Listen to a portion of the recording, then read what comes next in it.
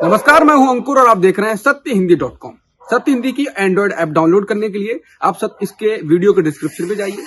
वहां पे आपको एक लिंक मिलेगा जहां से आप ऐप डाउनलोड कर सकते हैं। अब एक नजर डाल लेते हैं अब तक की खबरों।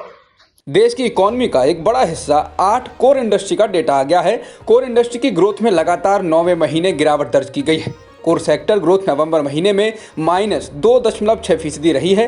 कोर सेक्टर इस गिरावट की अहम वजह natural gas, refinery product, steel और सीमेंट के प्रोडक्शन में आई गिरावट रही है। वहीं पिछले साल नवंबर महीने में कोर सेक्टर इंडस्ट्रीज ने करीब 0.7% की ग्रोथ दर्ज की थी। प्रधानमंत्री मोदी ने आज वीडियो कॉन्फ्रेंसिंग के जरिए लाइट हाउस प्रोजेक्ट का उद्घाटन किया। नए साल में यह प्रधानमंत्री मोदी का पहला कार्यक्रम है। पीएम मोदी का यह कार्यक्रम शहरी भारत में लोगों को आवास मुहैया कराने में अहम साबित होगा। इस प्रोजेक्ट के तहत केंद्र और राज्य सरकारें मिलकर त्रिपुरा, आंध्र प्रदेश, उत्तर प्रदेश, मध्य प्रदेश, गुजरात, झारखंड और तमिलनाडु में गरीब लोगों को सरकार सस्ते, भूकंप रोधी और मजबूत मकान मुहैया कराएगी। सरकार और किसानों के बीच पराली जलाने और बिजली बिल को लेकर समझौता हो गया है। हालांकि एक मौखिक समझौता है। केंद्र सरकार इस पर तब तक आगे की कार्रवाई नहीं करेगी जब तक किसान संगठनों के दूसरे मुद्दों का हल नहीं निकल जाता है। द हिंदू अखबार को कृषि मंत्रालय के एक वरिष्ठ अधिकारी ने बताया कि बुधवार को किसानों के साथ हुई बातचीत में सैद्धांतिक रूप से सरकार मान गई है। अभी बातचीत चल रही है। एक बार अंतिम फैसले पर पहुंच जाएं तो टाइमलाइन वगैरह पर चर्चा होगी। आज किसान आंदोलन का 37वां दिन है। सिंघू बॉर्डर पर आज 80 किसान संगठनों की 2 बजे बैठक है। 4 जनवरी को होने वाली 8वें दौर की बैठक से पहले किसान आगे की रणनीति बनाएंगे।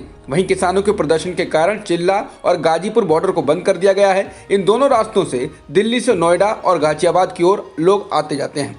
फिलहाल हाईवे पूरी तरह बंद है और लोगों से डीएनडी रूट लेने की सलाह दी जा रही है। नए साल पर कांग्रेस नेता राहुल गांधी ने ट्वीट कर लोगों को नए साल की शुभकामनाएं दी और साथ ही लिखा है कि नए साल पर हम उन्हें याद करते हैं जिनको इस साल हमने खो दिया और उनका आभार जताते हैं जिन्होंने हमारी रक्षा करते हुए अपनी जान गंवा दी। मेरा दिल उन किसानों और मजदूरों के साथ है जो अन्याय के खिलाफ अपनी आवाज बुलंद किए हुए हैं। लगभग 1.5 साल डिटेंशन सेंटर में कैद काटने के बाद अब असम के रहने वाले मोहम्मद नूर और उनके परिवार को आखिरकार भारतीय माना गया है। पहले नूर मोहम्मद को उनकी पत्नी और बच्चों के साथ बांग्लादेश से आया हुआ घुसपैठिया मानकर डिटेंशन सेंटर में भेज दिया गया था, लेकिन फॉरेनर्स ट्रिब्यूनल द्वारा दोबारा जांच करने के बाद उनको भारतीय माना गया है। गुवाहाटी में रिक्शा चलाने वाले नूर मोहम्मद का कहना है कि वो बांग्लादेश से आए हुए कैसे हो सकते हैं जब उनका जन्म ही भारत में हुआ है।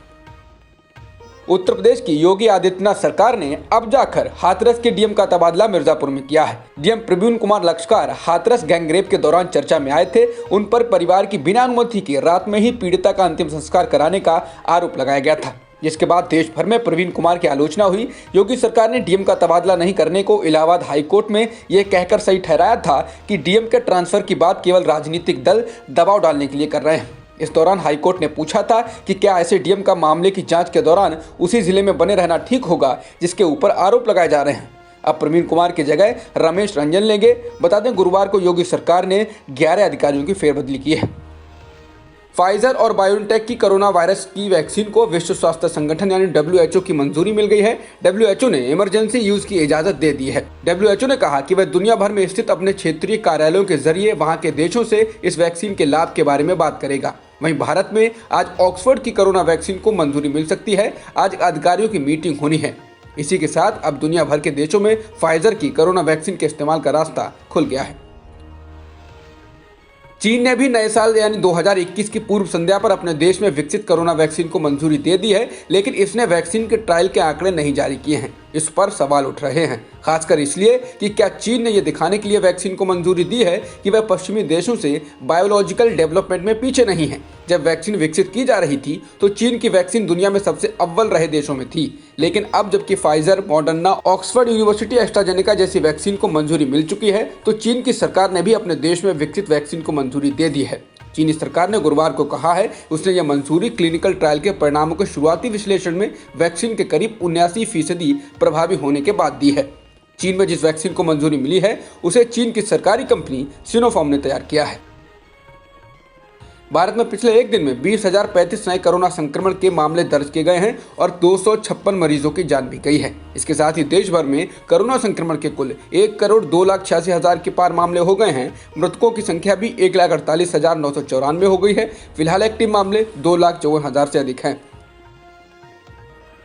2021 के आगाज के साथ ही हमेशा सोशल मीडिया पर सक्रिय दिखने वाली दीपिका पादुकोण ने अब अपनी सारी इंस्टा पोस्ट डिलीट कर दी हैं। इसके अलावा उन्होंने अपने ट्वीट भी डिलीट कर डाले हैं। खुद दीपिका ने इसकी वजह नहीं बताई है, लेकिन कई तरह की अटकलें लगाई जा रही हैं।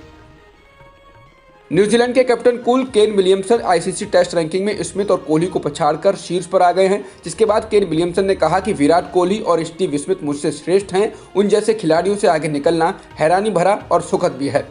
बता दें, विलियमसन को पाकिस्तान के खिलाफ पहले टेस्ट मैच में न्यूजीलैंड की 101 रनों से जीत के दौरान 129 और 21 रन बनाए, जिससे उन्हें 13 रेटिंग अंक मिले और वे 890 रेटिंग अंक के साथ शीर्ष पर आ गए हैं। कोहली 879 दूसरे स्थान पर बने हुए हैं। अब तक की खबरों में इतना ही। बाकी खबरों के लिए बने रहिए सत्यहिंदी.com के साथ। सत्य हिंदी का ऐप डाउनलोड करें गूगल प्ले स्टोर पर।